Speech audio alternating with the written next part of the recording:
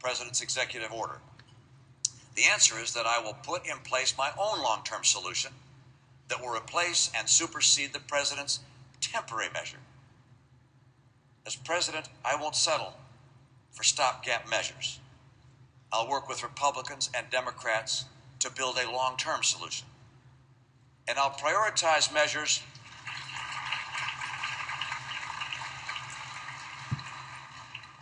and I want you to also know this. I will prioritize efforts that strengthen legal immigration and make it more transparent and easier. And I'm going to address the problem of illegal immigration in a civil and resolute manner. We may not always agree, but when I make a promise to you, I will keep it. Let me speak about some of the guidelines that I will use in putting together that policy. And as you've heard me say many times, it's critical that we redouble our efforts to secure the borders. That means both preventing illegal border crossings and making it harder to illegally overstay a visa. We should field enough Border Patrol agents, complete a high-tech fence, and implement an improved exit verification system. Our immigration system should help promote strong families as well, not keep them apart. Our nation benefits when moms and dads and their kids are all living together under the same roof. But today, too many families are caught in a broken system that costs them time and money and entangles them in excessive red tape. For those seeking to come to America the right way, that kind of bureaucratic nightmare has to end.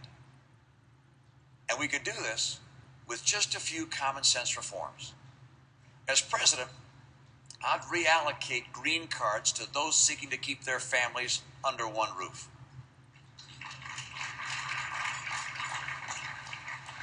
And we'll exempt from caps the spouses and minor children of legal permanent residents. And we'll eliminate other forms of bureaucratic red tape that keep families from coming together. Immigration reform is not just a moral imperative. It's also an economic necessity. Immigrants with advanced degrees start companies, create jobs, and they drive innovation at a very high rate. Immigrants founded or co-founded nearly half of our top 50 venture-backed companies in this country. Nearly half. There are nearly 30% more likely to start a business. And that kind of risk-taking is something we need more than ever, because new business startups in America are at a 30-year low.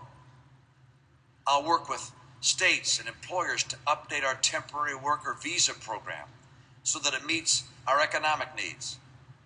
And if you get an advanced degree here, we want you to stay here. So I'd staple a green card to the diploma of someone who gets an advanced degree in America.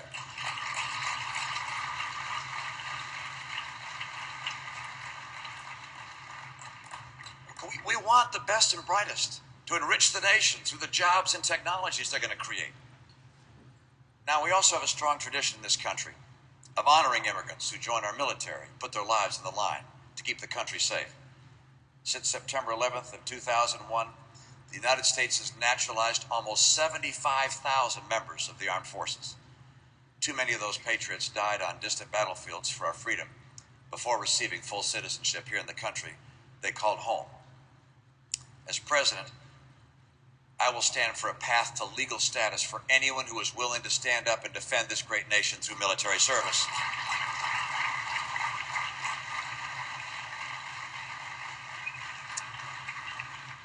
Those who've risked their lives in defense of America have earned the right to make their life in America.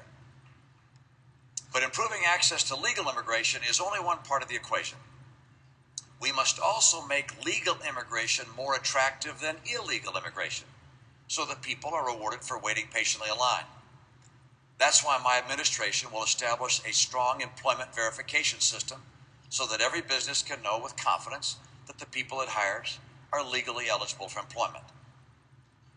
We could find common ground here, and we've got to.